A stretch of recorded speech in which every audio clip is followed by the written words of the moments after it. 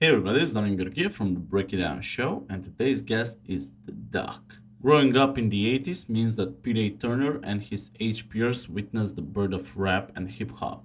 One of the most influential bands of all the time was born in that era. NWA, explored on the scene with raps that wound founded in Dr. Dre's sample-centric beats and the magic of Ice Cube and the Doc's raps.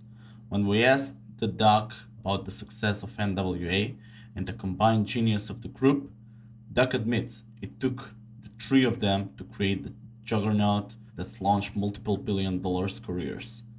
This, of course, takes nothing from the other members and those who worked to make NWA what it was, but there's something magic left in that iconic trifecta. Part of the evolution of Doc curing Tracy Curry. As an adult, over time growing, evolving, and recognizing the impact women have played on his life. In the episode, he discusses how, through their guidance, he's left the pain behind, focused on being of service, in creating like he's never created before. If you want to support the Break It Down Show, go to breakitdownshow.com and donate to the PayPal link. Also, you can subscribe to any podcast platform. Also, you can watch our videos for free on YouTube. Don't forget to donate to our veteran friends at savethebrave.org. All right, enough of me. Here comes the Doc. Lions Rock Productions. This is Jay This Moore. is Greg Proops. This is Jordan Harbinger. This is Dexter from The Offspring. This is Nathan This is East. Sebastian Younger. This is Rick This Marotta. is Stuart Copeland. This is Mick Gillette. This is Andy Summers. Hey, this is Skunk Baxter. This is Gabby Reese. This is Rob Bell. Hey, this is John Leon Guerrero. Hey, and this is Pete A. Turner. This is Doc, and you're watching the Break It Down show. Hell yeah. Break Hell it down, break it down, break it down. And now, the Break It Down show with John Leon Guerrero and Pete A. Turner. Man, thanks for doing this. We're in the Tower Club. This is cool. I appreciate you hosting me at your place in Dallas. And so if anybody who wants to see stuff about NWA and all the past and everything, they should go watch Vlad's show he did with you or Sway. And those guys talk a lot about all that stuff. I want to talk to the 50-something-year-old middle-aged, artist and figure out, who you are now today. So who the heck are you today? Because you're not that guy that I saw, in the 80s talking. No. Well, I am kind of. I was telling somebody the other day, I started out as a kid named Tracy Curry, you know what I mean? And I'm kind of just back to that kid. Yeah. I'm not really worried about being DOC as much. Yeah. And so that sort of allows the natural me to come out and, and do some great things, There's a guy named Honore Vachon who's a rapper, and he went to prison for murder and released albums for 20 plus years, made a lot of money. He was successful at doing that, but he also killed off his rapping persona and did a whole funeral album and everything. And he wants to be Honore now, Sure, he's still going to perform and that name has value, but that doesn't represent who he is now. Now that he's out and now he's rehabbed, rehabilitated himself. Does that resonate with you then? Yeah, absolutely. Yeah. I mean, there are a myriad of quotes about, life and when you finally wake up to what it really is, And so I feel like I'm in one of those kind of moments, halftime, for lack of a better way of putting it. Now I can get to work. Yeah. How long did that take for you to get there? I mean, I know I was a knucklehead probably until I was 48 and I'm 51 now, and I finally calmed down and finally matured enough to see the path. Yeah. For me, it was, when I was 38, I'd started having enough pain. I met Badu then, and she gave me this little baby, and Puma was sort of the beginning of, the turnaround, but I still wasn't through, so 38 till about 48, I kept squiggling, and then I got involved in a new relationship, and this lady gave me sons, and my upbringing as a child was that I didn't have the kind of father that I wish I kind of would have had. Yeah. And so those young men made me want to be that dad. And so really I blame my dad for me being a pretty good dad. You know what I mean?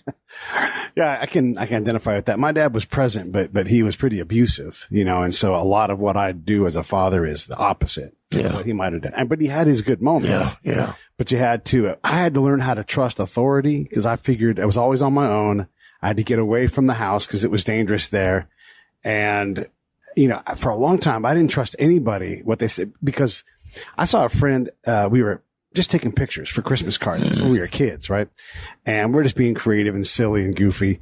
And his dad came home from a business trip and acted like he loved his wife.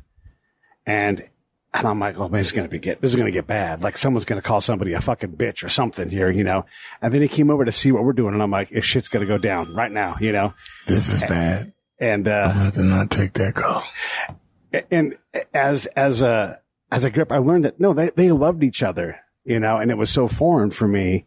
And it took a long time for me to sort through that. I continue to still sort through these things, but what were some of the barriers? I mean, your dad not being there, but what does that equate to you as an artist, as an adult who's 35 years old and still, you're still squiggling and wiggling, like you said? Well, I'm on the better half of it now that I don't harbor that pain anymore. Yeah. And I love my dad. I know he loves me. I know he's a product of his time and his generation, and that's just the way, things are. Mm-hmm. But I'm in a great space these days.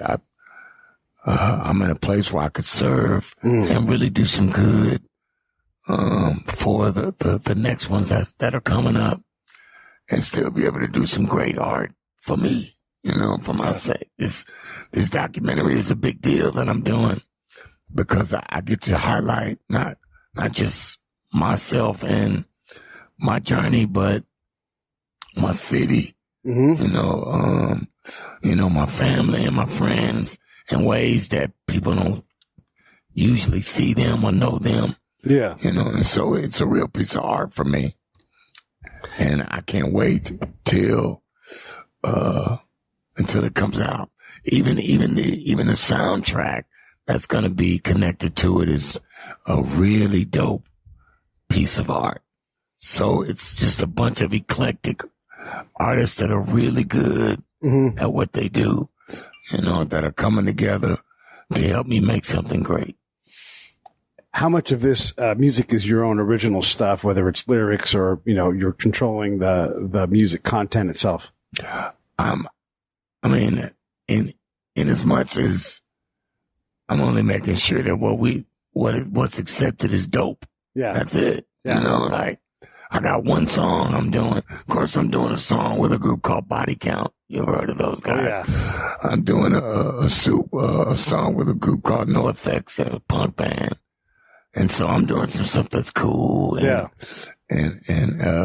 edgy, but the regular people like Dre and M, and I'd like to get a song on my daughter, Puma, for this soundtrack. Oh, nice. Yeah, that'll be cool. That's my dream. But, the usual suspects will be there. It's going to be a great thing, man. Is music, I'm not passing you by, but are you as moved to create music, or is it really more about movies for you now? It's just art. It's all the same to me. Yeah. I seem to be good at this acting thing. I didn't know I could do that until January 1st. January 19th. And then since then, I've been in a movie with Bruce Willis and about to be in a movie with Mel Gibson. How great is that? I know, right? Like, who does that? I love to ask this question for folks that have gone on a good journey like you have. If you were to tell your 18-year-old self, like, this NWA thing and all that comes with all of that, that's going to be next to nothing by the time you're 50-something years old. What would that Tracy say to you? Like, if you were to tell him this story. He'd understand. Yeah? Yeah, he'd get it. Yeah. He'd get it. And he knows his role. Like, I've always been about service, man. Okay. Even when I was writing songs for them guys, that's what it was for me. Yeah. Helping them be the best they could be. Yeah. Using what skill set I had. Yeah. Yeah. Are you getting better at creating? Are you a better artist now? I'm just as good Okay. as I've always been. So Yeah. whatever that is. Yeah. I'm that guy still. Yeah. Yeah. I'm just good at it. Drake called me this morning. Text me this morning because he's getting ready to do this deal and he still wants my advice. It's because I'm pretty good. Yeah. Yeah. It's pretty good to be Dre's, advice guy. I mean, Yeah, that's it's good to be incredible. Yeah. It's good to be the man next to the man, bro. Yeah. Do you ever just think to yourself, Dr. Dre just called me? Like, do you ever? Sometimes. Yeah, because it is incredible. It's cool. Yeah. Not only is he a billionaire, but he's a musical genius. Right. Right. Both of those things don't happen every day. Yeah. It's interesting when you think about how many genius level things you guys had to get together to create the whole NWA scene. I mean, you have Dr. Dre's just completely changing everything, and Ice Cube's incredible lyrics, your lyrics, all of these things come together. If you had had one less leg on that stool, and I'm not trying to minimize anybody else in the group, but you guys continue to do things and create things at this high level. If there was only two of you or just one of you, could it have happened, do you think? No. Yeah. You couldn't have did it without Cube or me or Dre. Right. Right. One of those goes and it's all, it doesn't fit all the way. Mm-hmm. Now everybody was important. Right. But those three are kind of where the bulk of the magic kind of came from. But you needed everybody, right? Right. We've had Drez on the show from Black Sheep, and he's really big into, part of his job is to teach, his community, New York City, black folk, whatever it is. And he's actually even worked for New York City to teach kids math through rap. That's dope. And they'll come up to him and say, "Hey, I passed my high school regents because you super dope." And I don't want to call anybody out, but Cardi B is just easy to call out. And then I see what she does, and I'm just like, oh man, like you have these different ends of this equation where the art, God bless, make your money however you're going to make your money. But it just seems like one is being exploited and the other one is trying to build something bigger. How does that resonate with you? Well, look, I don't know her story, but I support her art and her right to do whatever the hell she want to do and make that money. Yeah. You know what I mean? She's a woman of color getting it, and I respect it, and I love her for it. That said, she's a youngster in the game, and Drez is seasoned in the game. She probably won't be doing that same kind of thing when she's 50. There's a limit on some of the things that you can do, but can't have the sun without the rain, bro. It's all all sort of relative. Yeah, and she's not the first artist to do something sexy when she's young. You know what I mean? I remember there was a group called Two Live Crew that was out when I was young, and the stuff that she's doing kind of pales in comparison when you think about it. Yeah. Talking about all the things they did. Yeah, you're right about that. Do you feel as like an artist that your job is to educate the community, all of us? I mean, NWA did this, right? It let us know. I mean, I'm from California. We got it early. I went to an Eazy-E show in an Elks Lodge in Sacramento, and because I wanted to make sure I understood what was going on, Do you still have to do that, or do you look for other horizons to explore with your art? Yeah, I'm evolving into an ambassador of sorts. Because I got this cause, that says I know of what I speak, and it's all coming from a genuine place. I want to see the culture grow. I don't stick any part of it in any kind of box or any kind of people.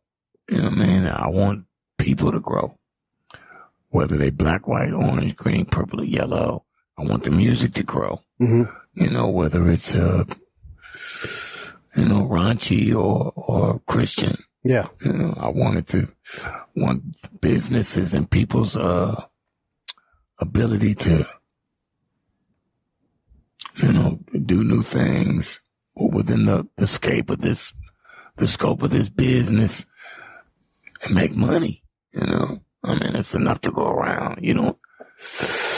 There's so much new music and there's so many ways to get it these days. It's enough money out there for everybody. So just enjoy it. Yeah.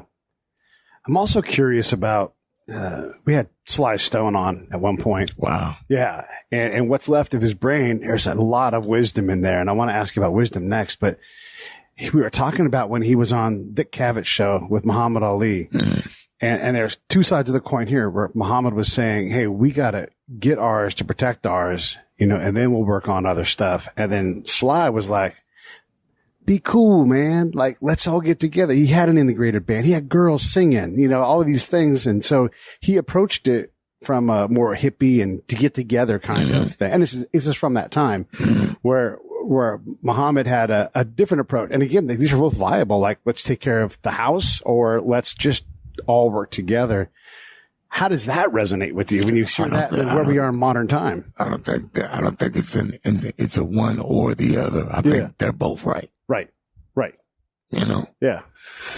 I don't think you can do, we absolutely got to get our shit together. Yeah. In my community. Yeah. We absolutely have to build a bridge that extends from, the people that look like me in D.C. and the people that look like me in Oak Cliff.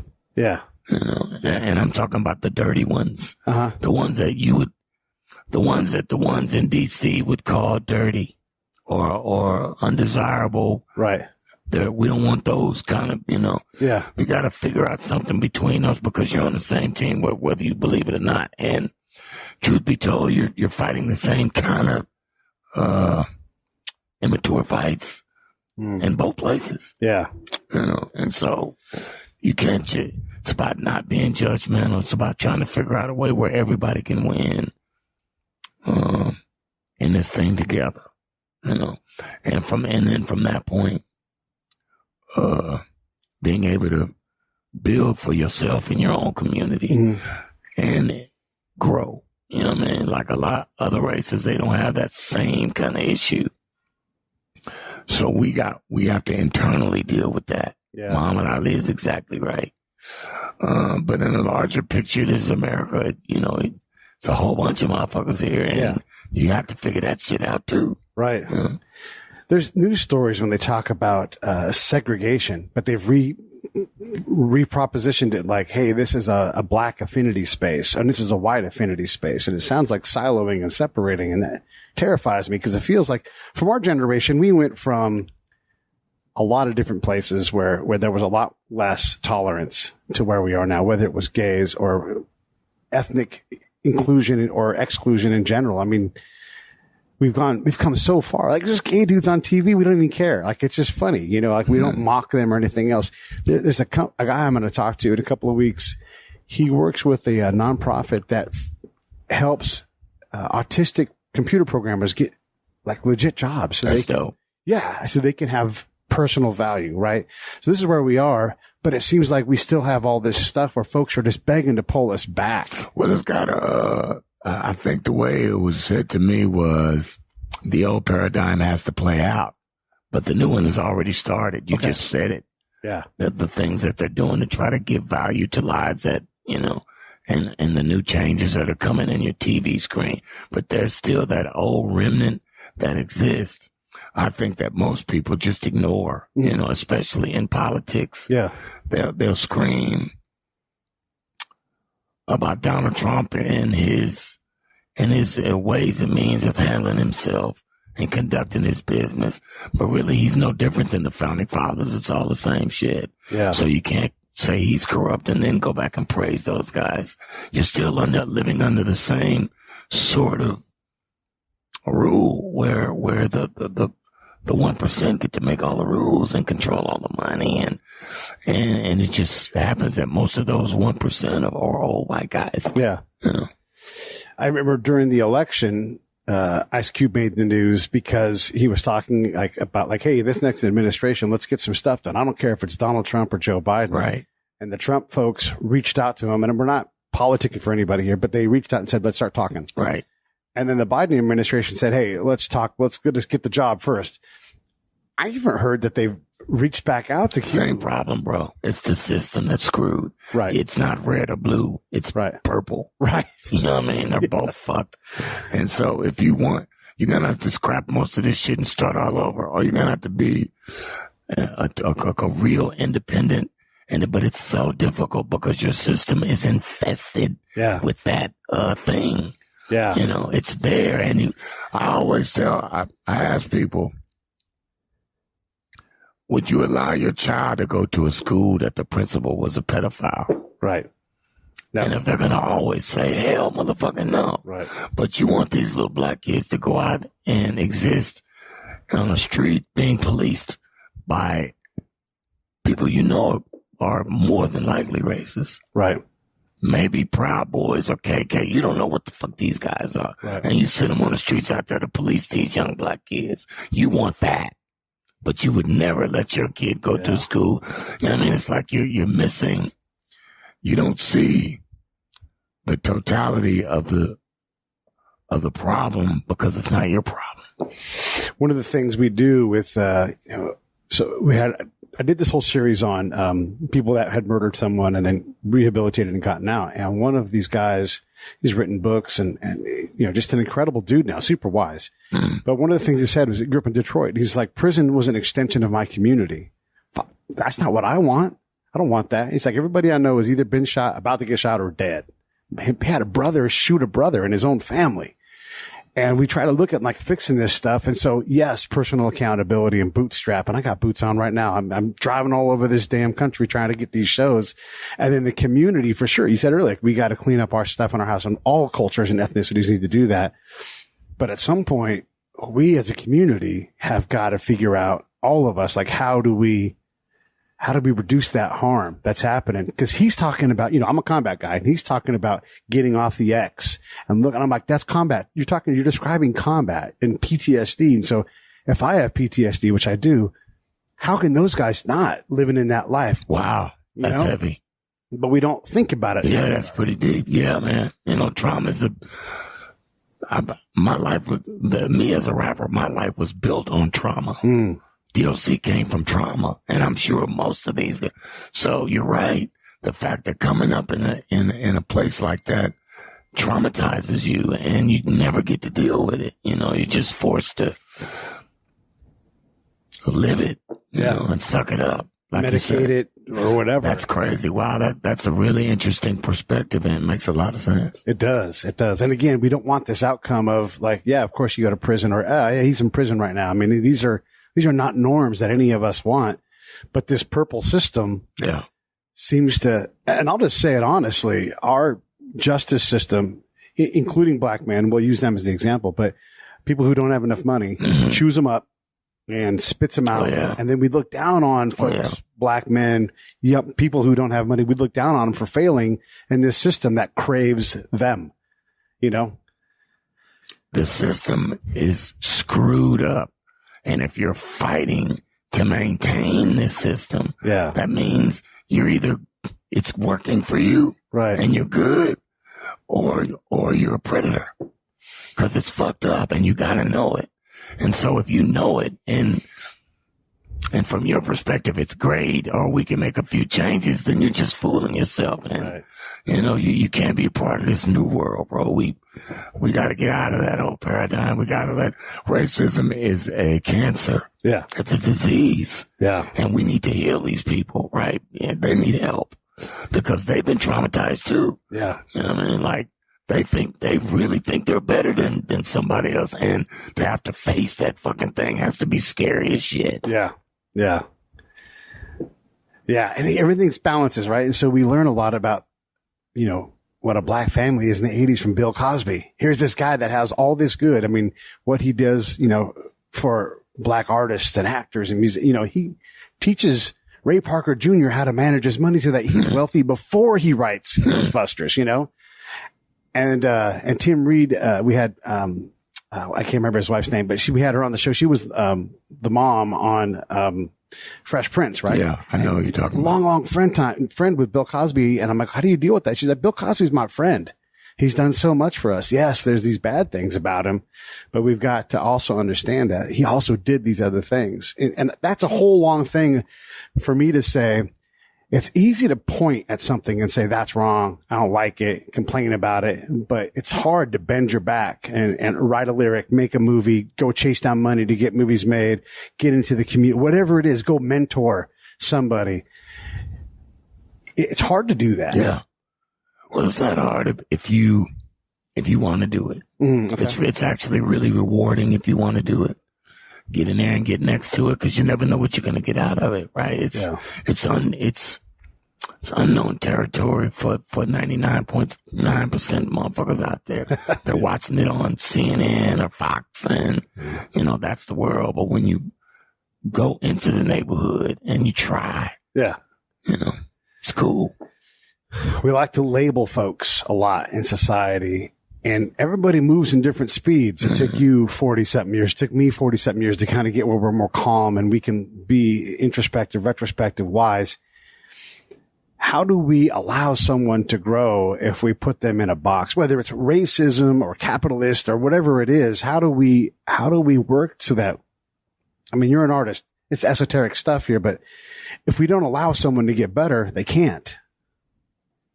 Hey, look, for me, it's a God thing. It's not a DOC thing. I can't let them do shit. Yeah. All I can do is let them know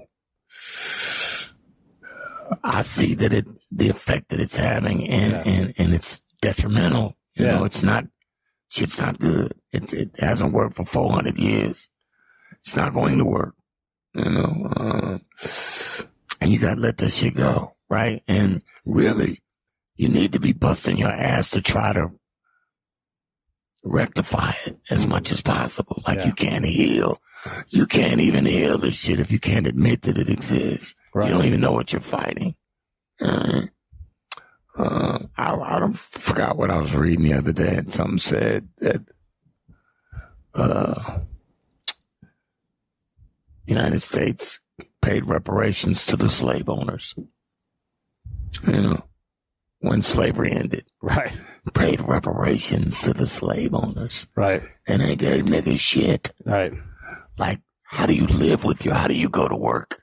How do you drive to work and say, I represent this great country, quote unquote, and have that hanging over your head as if one day that's the biggest load of bullshit ever. You motherfuckers owe the bank owes the bank. Yeah. You know what I mean? So you're not in good standing. You just suck. You know what I mean? So all the shit you're talking about, all this, Donald Trump is not a weird manifestation of anything. He's you. Yeah. You know what I'm saying? Exactly. He's fucking you. Yeah. Yeah, man. So, hey, it is what it is. But like I said, I think the paradigm has really shifted. At least for me, it has. Because I'm building as if tomorrow's already here. Yeah. Yeah. Yeah, man, we're talking a lot about the hard stuff and the machine's kind of half taken apart, but has to keep running at the same time. Yeah. It's like you're driving your Porsche around and trying to swap turbos on it. Right. It's like with Medicare, I always said, like, if everybody got in the line saying, I'll give up everything to get something state of the art, that's great for everybody. But no one wants to get in that line because they want to keep what they got. That's right. No, it's simple. It all goes back to racism. Some people don't want those people at their doctor. I don't want to walk into the doctor's office and happen to see Julio. Yeah. I just don't want to do that. Yeah. You know what I mean? So I'm going to do whatever I can to make sure Mrs. White and Mr. J. White can go into their doctors and not have to see Mr. J. Brown or Mrs. Eleanor Black. They don't want that. Yeah. Right? If everybody had the same health insurance, that's a possibility. And so you could tell when most of the Republicans start talking, they're always talking about them infesting your neighborhoods and, they're gonna make you, not have to live in these closed communities. It's nuts. Yeah. I don't think either of those parties have the answer. They seem to, I've been saying this lately. If you're in Congress and you become a 50 millionaire or 100 millionaire, you're done. You won. Go home. How could you look? You shouldn't even be able to have a job in America that'll make you make that kind of money. Right. Then you're supposed to be working for people that ain't got no money. Right. That's a sack of shit, man. Yeah. You know what I mean? All of them. And I don't hate any of them. Schumer or Pelosi or McConnell or Jim Jordan. I think all of them are 99.9 full of shit for different reasons. Yeah. Yeah. You know what I mean? But, que sera, right? It is what it is. Yeah.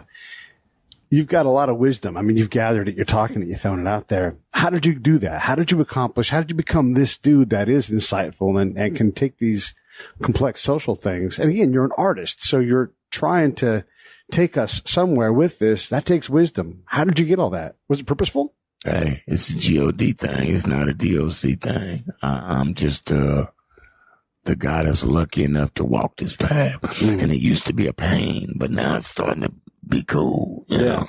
Yeah. And so maybe it's just the pain you hear.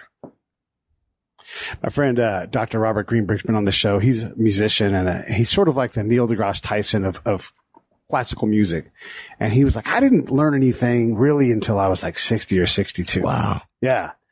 And every time I ask him and I'm like, is that still true? He's like, and then every year it grows, but he's like, I continue to be amazed by what I pick up and when old things from way back when lock into place for me. And I have this happens to me, not just Dr. Bob, but something will lock in that I'll realize. And I'm like, oh my God, I lived this and didn't even see this entire different part of the machine. Does that resonate? Well, yeah. I mean, but, it's,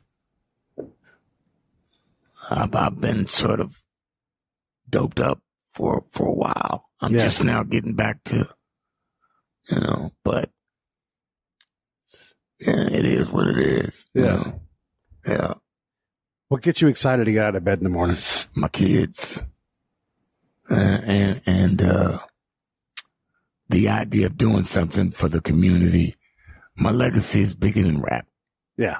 That's what I want. Yeah. Thank goodness. Yeah. I want it to be about doing something that mattered. Yeah. And that made a difference.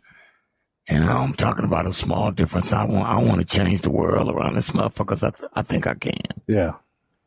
Yeah. When you die, someone's going to say 100, 150 words about you when they stand in front of that mic. Maybe they have a pre-canned article ready to go. Right. They probably have one right now for you, Right. But would you want it to even have rap in it? Or is that so far in the rearview mirror, you're like, I'd rather they say. No, you got to put it in there. Okay. Because he was cold. Yeah. He was one of the coldest ever. And he only got one shot at it and blew it out the water. Yeah.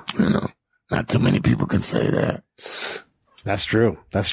And the ones that can, I mean, even NWA had one real album, the Sex Pistols. We were all together. Yeah. One shot at it. One shot. And this is what's always cool to me. When we started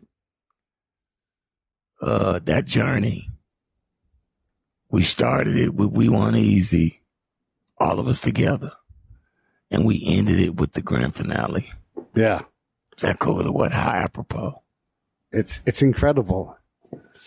Did you think you only had one shot? Did you have a sense of urgency like this may not last? Because in any kind of music, bands don't stay together, No, because I wasn't in their band. Well, that's true. Right. I was just sort of kind of a part of it, but I never got into any arguments with anybody. I just served my purpose and kept it moving. Yeah. And I never thought about, I didn't think mine would ever end. I thought I was going to literally be the greatest fucking rapper of all time forever. Yeah. But that's how you think when you're young, Yeah. I never got a chance to develop into what I could have been musically. I think E40 has had a chance to sort of stay in it and continue to grow as a rapper, even though like primarily the thing he does now is sell like alcohol, like wine and everything else. Yeah. But when you hear him rap, it's just so damn polished now, you know, and he doesn't put anything out that is in any way bullshit. It's all just, you know, it's all Cadillac grade. You know That's what right. I'm saying? That's right. Who else stands out like that to you? That's just seasoned into something that's incredible that you look and go, man. Yeah, I don't have any people off the top of my head that, you know, that fit that bill. Cause I genuinely like everybody's shit. Good. I don't like anybody. It's not even about, I don't hear music with my ears. I hear it with my heart. Mm-hmm. Mm-hmm. You know what I mean? So if I feel it, then that's what that is. Doesn't matter who it is. I asked Andy Summer this question, you know, the guy from The Police, because he's a multimedia artist now, music, of course, but photos, spoken word, and he puts us into this whole thing. And he's just on the edge of his art. There's no one in front of him. I asked him, like, who's in front of you? Who inspires you? And he's like, no, that's my job, is to be the inspiration. Pretty I go much. out there and, you know, he's a weird cat. He goes way the hell out there. His music takes some, like, it's like yoga. You know, you have to really like stretch into it and cause there's so much there. That's interesting. Yeah. So, I mean, do you recognize that as what you're doing? Yeah. I mean, I don't recognize that. I don't know if it's what I'm doing, because what I'm doing sort of just happens. Yeah. It crystallizes in the moment. Okay. You know, I didn't know that this soundtrack was going to be like it was until I just thought, I'm going to do a soundtrack, and started talking to people, and it just freaking happened. Yeah. You know? So it started here, and it lands on my phone, and then it's out in the world. Shooting with Dre and M in this documentary, and hearing from their mouths what they really thought about me as an artist, as a person. Yeah. Was really fucking cool.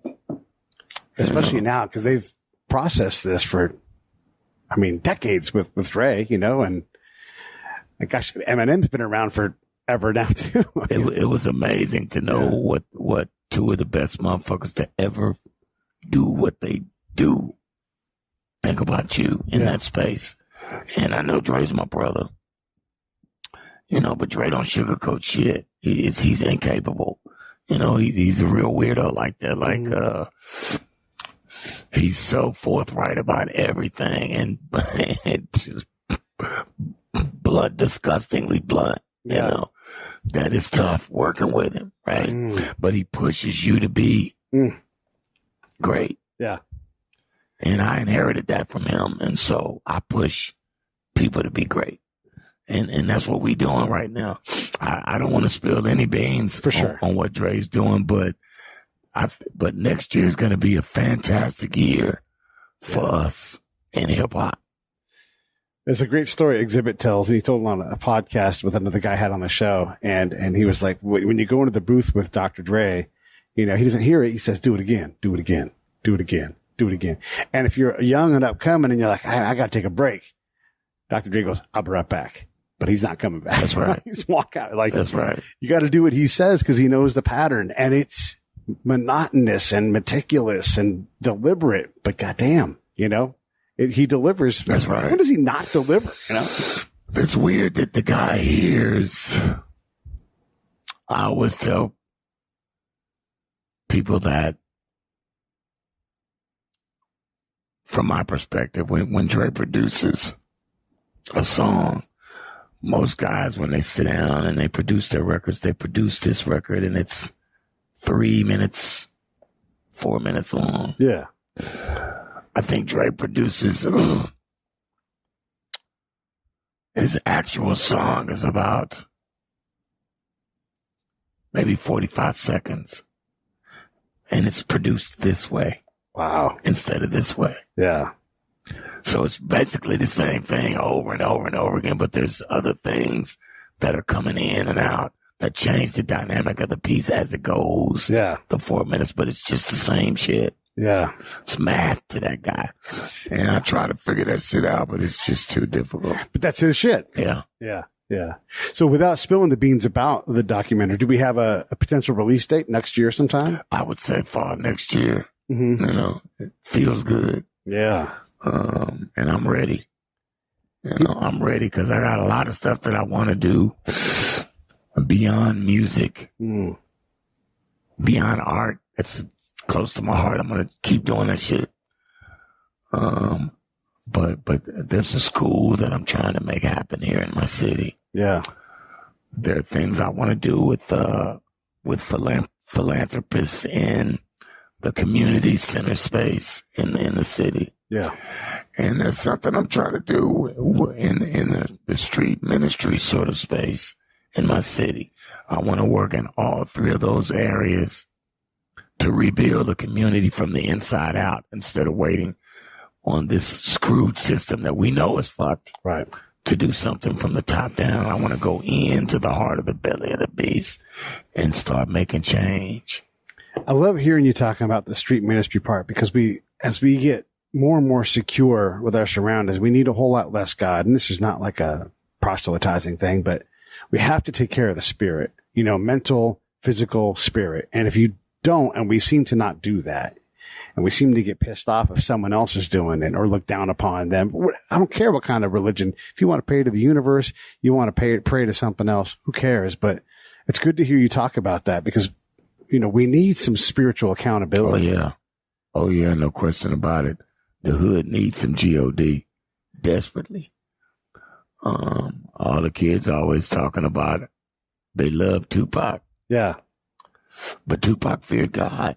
You could hear it in his music. You know, I don't think these kids fear God like that. Mm-hmm. You know, they just seem to just feel like being popular is the end all be all, and doesn't matter how you get it. You know, that murder is a viable way, to become somebody. You know, and that's just sad, man. Yeah. Like, because not only did you take a life, but you took your own. Yeah. You know, you don't get to win going down that road. And being a dope man is proved to you over and over, and then that road has a dead end at some point. Yeah. I would never tell a person how to make their money, but the end goal should be creating a business that you can bring to the world and be proud of. Yeah. You know, however you got to do it. Right.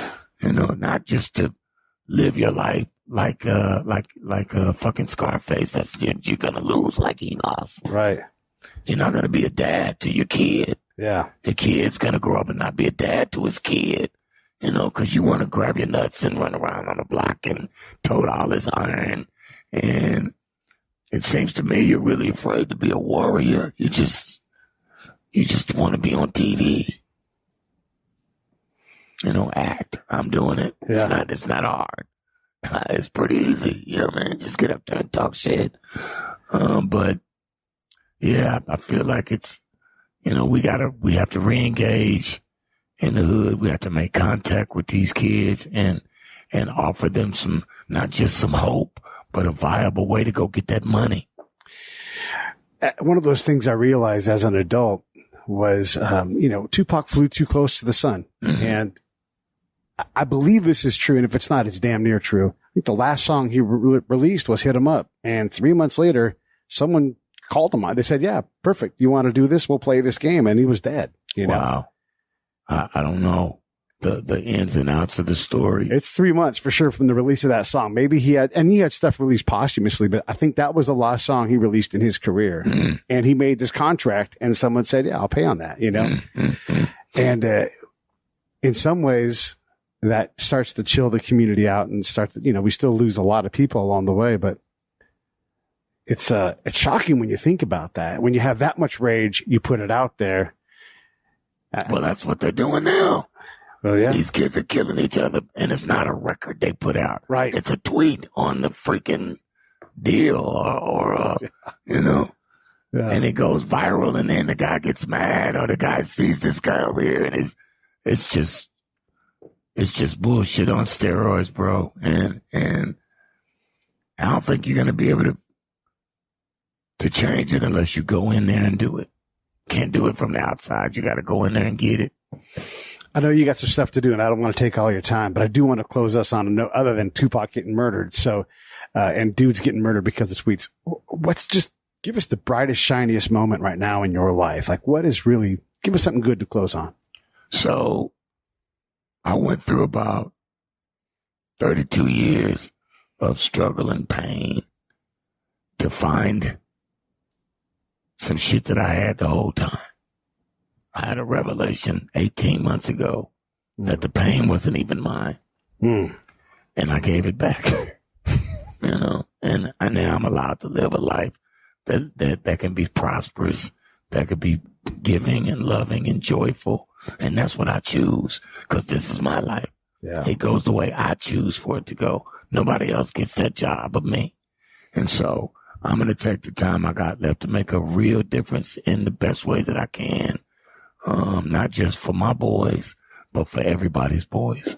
Not just for my daughter, who is 17 years old, one of the most beautiful flowers on this planet, and about to blossom into a career of her own. Yeah. I want her to live in a world that is free from all intolerant bullshit. And I think the paradigm has shifted,